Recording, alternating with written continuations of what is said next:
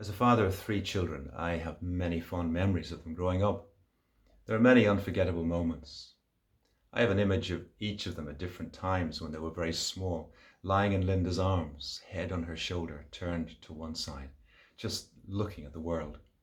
Maybe they'd just been fed or had just been comforted after a fall, or just tired after a busy day. But the look on their face would be one of complete peace and contentment. In that moment, all was well with their world. Whatever was going on around them didn't matter because they were safe and secure. As King David writes this psalm, he draws on this image of a weaned child in his mother's arms, utterly content and trusting of its mother.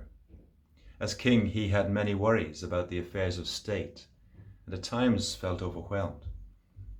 In many of his psalms, we hear of his struggles and his anxieties. Here, he takes a moment to put it all in perspective. Nothing can happen that is outside of God's knowledge or influence.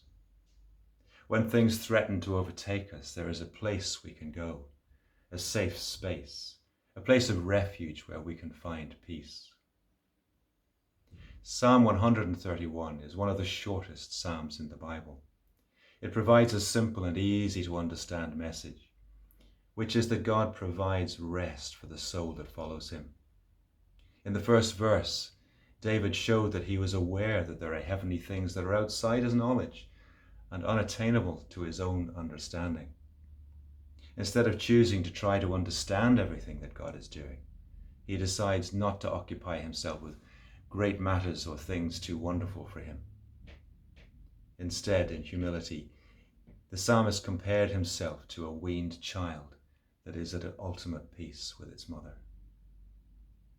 As we look out at the state of our world today, turned upside down by the COVID pandemic with its huge health and economic implications, the ongoing conflicts and problems of migration, homelessness and famine, it's easy for us to feel overwhelmed, paralyzed by a sense of helplessness.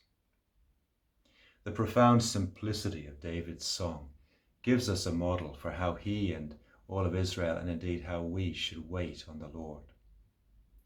The Apostle Paul comments in Philippians, "I have learned the secret of being content in any and every situation. I can do all this through him who gives me strength." Here is Psalm 131 from the Modern English Version. Lord, I don't feel proud. I don't see myself as better than others.